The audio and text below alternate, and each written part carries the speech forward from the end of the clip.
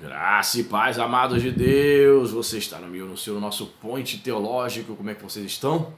Tudo bem?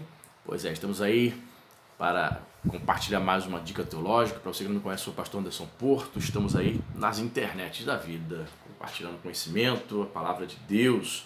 E se você não é inscrito no nosso canal, se inscreva aqui, logo aqui, ó, isso, ative o sino das notificações para você ficar informado, né, para você receber as dicas e fazer parte dessa família. Vem para essa família, vem!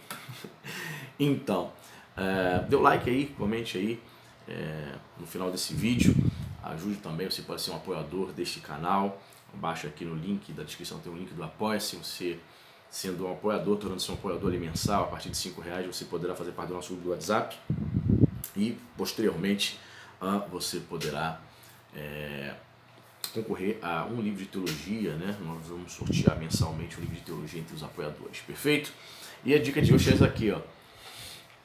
Mais um livrinho aí da Fonte Editorial, sensacional, a Fonte Editorial está de parabéns, né? Com livros baratos, preços justos,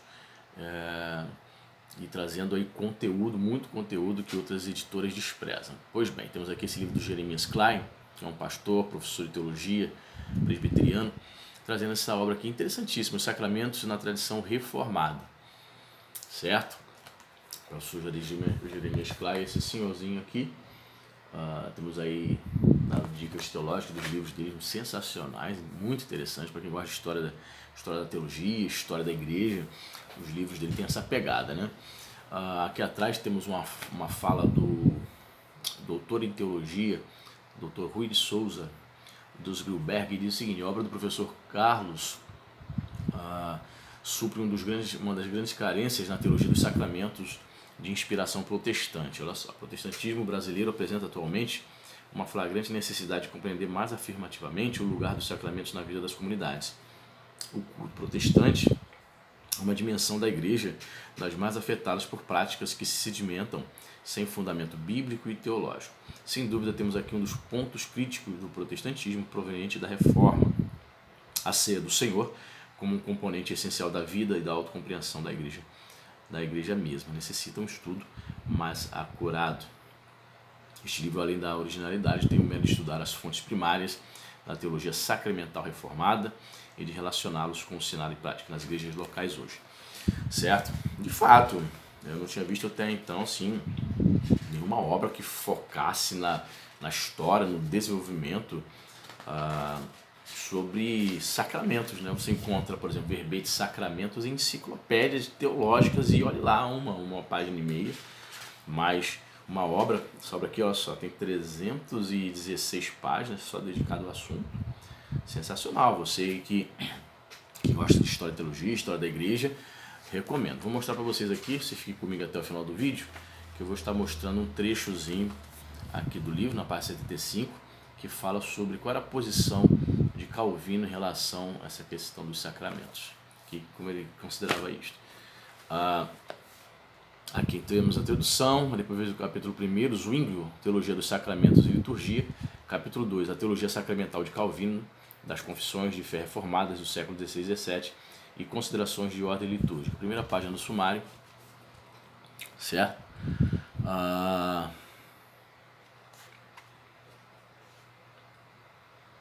Perfeito? Você vai vendo aí, ó. Você pode parar aí o vídeo para ler com detalhes como é que se divide cada capítulo. São muitas informações, mais de 300 e poucas páginas, né? Capítulo 3, a mediação norte-americana na teologia dos sacramentos e a inserção do presbiterianismo no Brasil.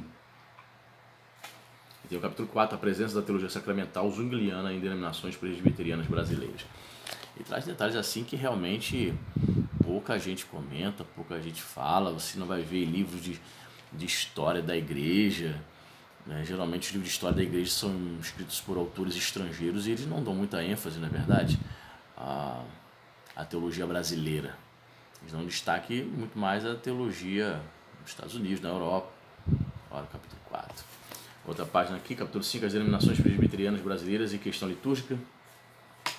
Outra página, continuação do capítulo 4 aqui. Você pode parar com calma e, se você tiver paciência, para ler cada tópico que ele vai abordar. Eu acho interessante. Capítulo 5, tá vendo?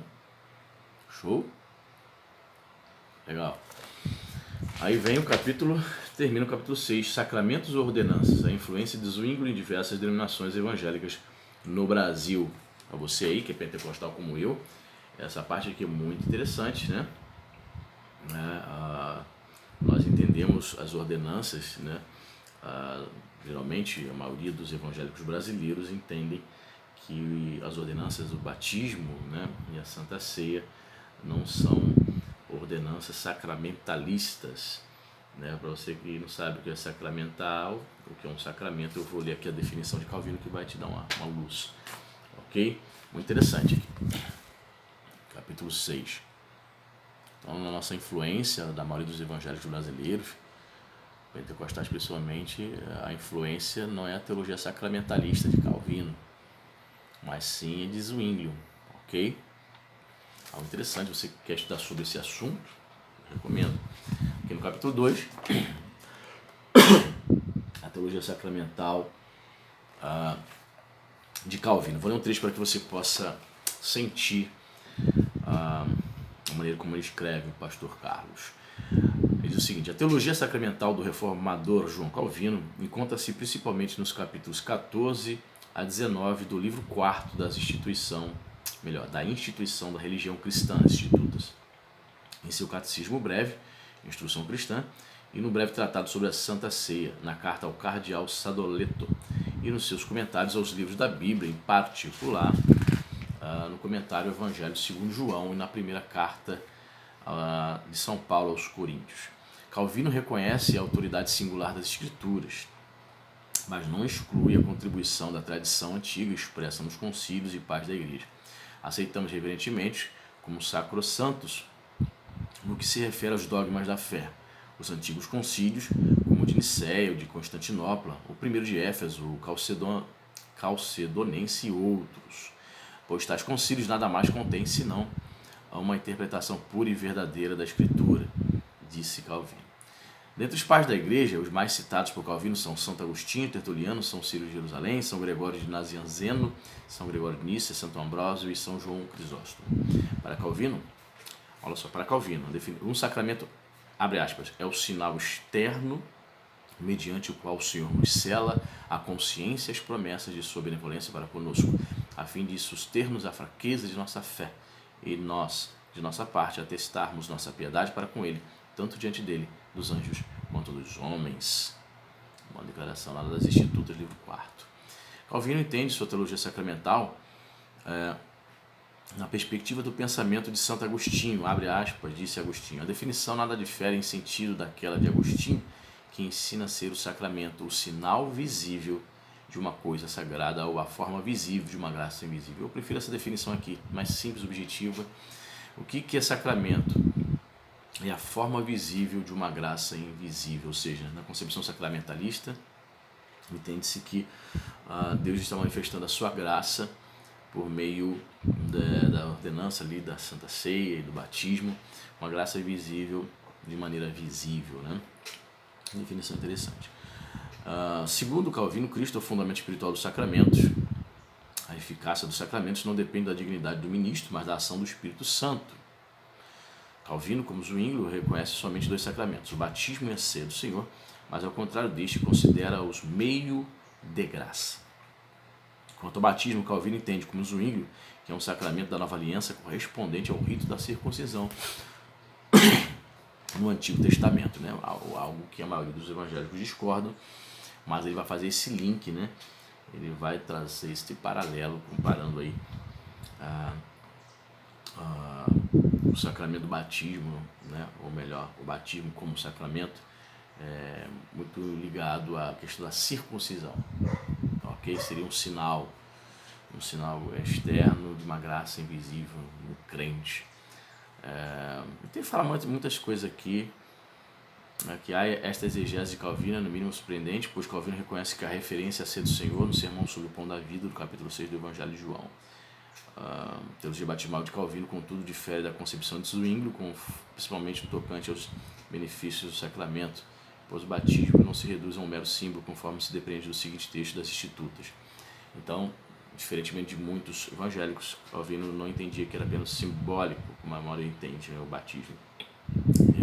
Calvino teria dito o seguinte: uma marca de nosso cristianismo e o sinal pelo qual somos recebidos na sociedade da igreja, para que enxertados em Cristo sejamos contados entre os filhos de Deus. Foi nos dado por Deus, em primeiro lugar, para servir a nossa fé nele, e em segundo lugar, para confessá-lo diante dos homens. Ele vai dizer bastante coisa aqui.